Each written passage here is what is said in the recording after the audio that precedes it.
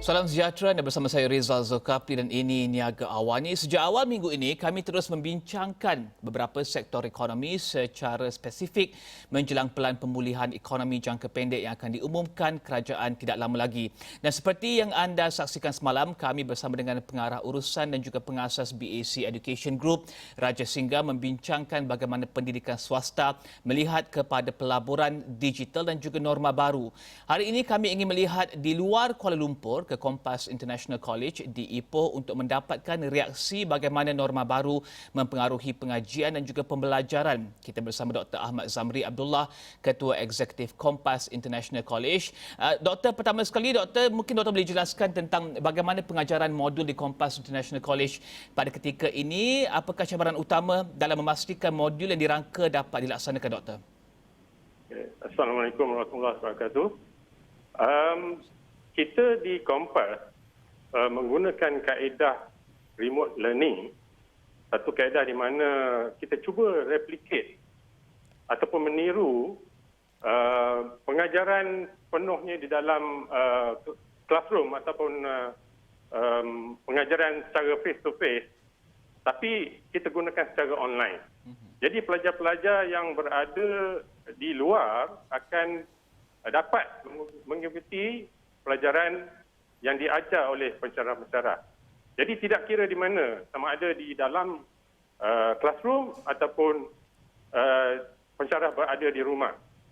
Jadi yang ini kita adakan sepenuhnya sekarang sebab oleh kerana disebabkan oleh polisi yang telah dikenakan ataupun dijalankan, tidak ada pelajar-pelajar yang harus berada di dalam classroom buat masa sekarang ini. Jadi kita ikut sepenuhnya norma baru yang diperkenalkan oleh autoriti ataupun kerajaan, pihak berkuasa. Dan Doktor, kita ingin melihat kepada kualiti kerana kami dapat tahu dan juga dapat laporan bahawa sambungan internet menjadi isu. Kongsikan apa reaksi pelajar dan juga tenaga pendidik dalam situasi norma baru ini, terutama berkaitan dengan kualiti pengajian dan pembelajaran yang diterima. Adakah ia baik ataupun lebih baik daripada sebelum ini? Yang sebenarnya benda ini adalah persepsi. Kita telah melabur apa yang dikatakan teknologi yang mencukupi bagi menjalankan kaedah online learning ni. Tapi masalahnya pelajar-pelajar kita ni semasa di sekolah, sebelum masuk kepada institusi pendidikan tinggi, mereka telah dibiasakan terdedah dengan didactic teaching. Bermaksud face to face. Mereka berasa isolated bila tidak berada di dalam classroom berhadapan secara fizikal. Jadi confidence level mereka ni agak turun. Dan juga pada pendapat saya, jenis pelajar-pelajar ni berbeza kadar pembelajaran mereka. Jadi setengah tu excellent student, pelajar-pelajar yang cemerlang ni, cara pelajaran ni tak kisah kaedah apa pun, mereka senang menerimanya. Tetapi setengah pelajar ni dia agak kurang selesa apabila kaedah maya ni diperkenalkan. Jadi mereka rasa tahap penerimaan tu agak kurang. Begitu juga pensyarah kita. Jadi setengah pensyarah ni kurang mahir dengan kaedah maya ni. Ya, online learning. Jadi mereka ni perlu didedahkan secara lebih lah dengan kursus-kursus yang tertentu. Jadi kita ni caught in situation whereby kita unprepared. Walaupun sebelum ini kita telah introduce ataupun kita telah memperkenalkan learning management system, tetapinya tidak secara menyeluruh. Jadi bila kita memulakan kaedah learning secara maya ni, kebanyakan pensyarah tu mungkin agak janggal kepada mereka. Maklum sajalah, mereka ni dah biasa dengan kaedah face-to-face teaching, didactic teaching. Jadi dulu kita katakan chalk and talk, menggunakan whiteboard dan sebagainya. Dan tentunya ada nilai berbeza yang didapati daripada graduan dihasilkan daripada proses ini. Apakah nilai tersebut? Adakah ini bermakna graduan itu perlu lebih banyak self-learning, lebih banyak pastikan diri mereka tahu di mana untuk dapatkan maklumat? Apa nilai yang berbeza daripada graduan-graduan yang dihasilkan hasil daripada proses yang kita lalui ketika ini? Buat masa ini agak terlalu awal untuk kita memperkatakan tentang kualiti graduan yang akan kita hasilkan. Tapi pada pendapat saya, usaha berterusan haruslah dijalankan untuk meningkatkan kualiti pengajaran secara online ataupun remote learning ini. Jadi sepanjang masa kita cuba menenangkan pelajar-pelajar dan memberi encouragement kepada mereka agar test learning ni diteruskan dan mereka haruslah berusaha untuk membiasakan diri mereka dengan kaedah ini kerana ianya mungkin memakan masa yang agak lama untuk revert semula kepada kaedah lama dan mungkin tidak akan balik kepada kaedah lama. Kita mungkin akan buat blended learning dan seterusnya kita harus ikut kepada kaedah semasa dan saya rasa pandemik COVID ni tidak akan habis dalam masa tahun ataupun 2 tahun. Itu pandangan saya. Bercakap tentang perkara itu, kita mungkin tidak boleh kembali ke situasi lama. Bagaimanakah ini beri kesan kepada pendidikan swasta, pendidikan tinggi swasta di negara ini? Ada doktor bincangkan dengan CEO kolej-kolej lain tentang satu norma baru dan juga bagaimanakah ini beri kesan kepada kos dan juga mungkin aliran tunai yang masuk ke dalam kolej itu? Ya, ini impact dia agak besar. Semuanya unprepared. Kita katakan we were caught with our pants down. Jadi pada ketika pandemik COVID ni terjadi, kebanyakan kolej-kolej swasta ni yang kecil-kecil ataupun sederhana ni tidak menyediakan platform yang agak canggih ataupun bersedia dengan pendidikan secara online ataupun remote learning. Jadi buat masa ini pengambilan pelajar agak terjejas. Saya mendapat tahu daripada ketua eksekutif daripada institusi lain yang mana intake mereka, kemasukan pelajar mereka menurun lebih pada 50%. Jadi buat masa ini saya rasa jika perkara ini berterusan, revenue kolej, cash flow kolej akan terjejas. Yang mana yang kecil-kecil ni mungkin menghadapi masalah besar daripada segi untuk membayar gaji staff dan seterusnya menjalankan operasi pembelajaran yang di masa akan datang. Jadi kita akan melihat banyak kolej-kolej yang kecil ni akan tutup. Jadi bagaimana Dr. Dan tidak meneruskan operasi. Adakah Dr. Ahmad ingin melihat satu penyelesaian yang lebih komprehensif, lebih cepat, lebih pantas daripada pelan pemulihan ekonomi jangka pendek yang akan diumumkan kerajaan dalam masa terdekat ini? Apa yang penting untuk pendidikan swasta untuk memastikan bahawa semua orang dapat akses kepada pendidikan yang berkualiti terutama dalam norma baru ini? Ya, polisi itu saya rasa mudah dirangka. Tetapi implementasinya itu agak sukar kerana capaian internet kita tidak secara menyeluruh. Mungkin di tempat-tempat yang agak jauh, di mana pelajar-pelajar berada di kawasan-kawasan yang tidak ada capaian internet, wifi dan sebagainya, akan mengalami masalah pembelajaran. Jadi mungkin implementasi polisi-polisi harus kita tengok dari segi kesediaan kita secara infrastruktur yang sebenarnya. Jadi di kawasan-kawasan bandar saya rasa tak jadi masalah. Tapi bila kita jauh sedikit daripada kawasan-kawasan yang diliputi oleh fiber, dalam proses saya rasa fiberization kita ni belum lengkap lagi.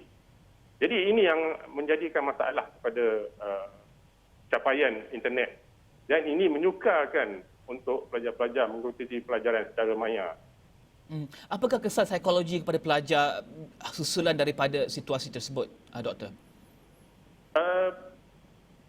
Buat masa ini kita belum dapat menilai secara keseluruhannya, tapi kita mendapat input daripada setengah pelajar mereka kurang, confidence level mereka agak kurang.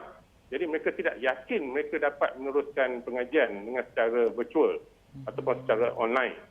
Jadi remote learning ni mungkin perkara baru. Jadi test tadi mood ni agak sukar untuk mereka terima buat masa ini. Jadi setelah seperti yang saya katakan tadi, pelajar-pelajar ni penerimaan mereka ni agak berbeza. Ada yang pelajar cemerlang ni tidak kira apa kaedah pun mereka akan terima. Tapi pelajar-pelajar yang average ataupun below average ni mungkin menghadapi masalah yang agak besar yang sukar mereka terima buat masa sekarang ni. Dan dalam masa yang sama kami juga diberitahu bahawa ada pelajar yang sukar untuk menjelaskan yuran kerana ibu bapa mereka tidak bekerja dalam situasi ini ketika PKP dan juga PKPB ini. Mungkin doktor boleh jelaskan apakah kesan ini kepada aliran tunai dan juga kepada operasi Kompas sendiri.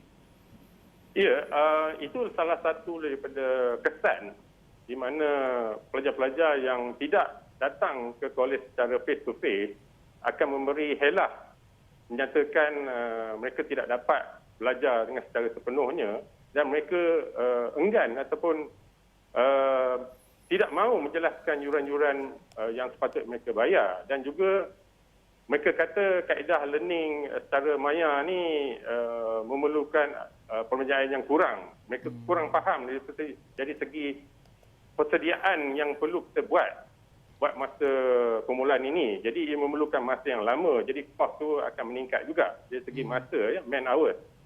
Dan juga mereka memberi alasan parents ataupun ibu bapa mereka tidak bekerja. Jadi ini memberi kesan juga kepada aliran tunai, kepada saya rasa kebanyakan kolej-kolej sederhana dan kecil-kecil lah.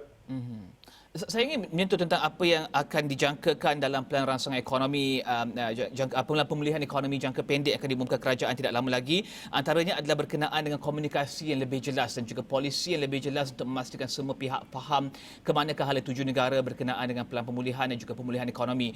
Melihat kepada aspek tersebut, daripada segi pandangan kacamata Kompas International College, polisi dan juga penjelasan bagaimanakah yang diperlukan, komunikasi bagaimanakah yang diperlukan daripada kerajaan, kerana kita bercakap tentang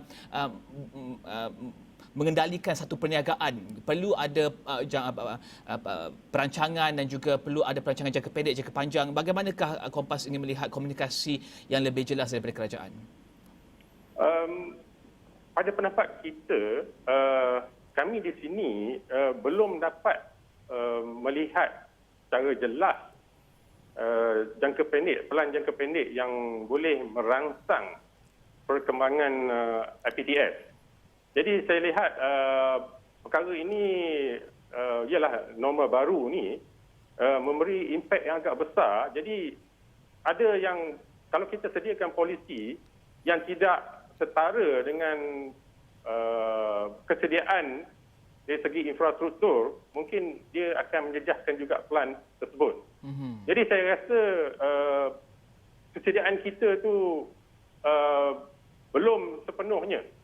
Jadi kita mengharapkan bantuan daripada pihak kerajaan agar memberi mungkin subsidi kepada persediaan dari segi capaian internet dan juga peralatan dan sebagainya lah. Jadi ini mungkin dapat membantu pelajar dan juga ibu bapa dan juga kolej-kolej untuk menjalankan seterusnya perniagaan pendidikan ini. Itu pandangan saya. Dan terakhir sekali, sebagai seorang ketua eksekutif untuk sebuah kolej swasta di luar Kuala Lumpur, adakah doktor optimistik melihat kepada masa depan pendidikan tinggi swasta, melihat pada keadaan ketika ini? Dan jika optimistik, ya, secara ringkasnya apakah yang doktor optimistikkan? Saya nak kata optimistik secara masa terdekat ni agak sukar juga. Tapi kita berusaha, kita bekerjasama. Jadi kita sentiasa melihat perkembangan semasa. Jadi saya rasa kerjasama ni harus diperluaskan di antara IPTS, kolej-kolej yang sedang struggle pada pendapat saya untuk menjalankan operasi. Jadi kita tidak boleh kata orang tu bertindak secara isolasi, bersendirian. kita perlu bergabung dan memantapkan lagi usaha-usaha dan membina ke arah masa depan yang lebih cemerlang.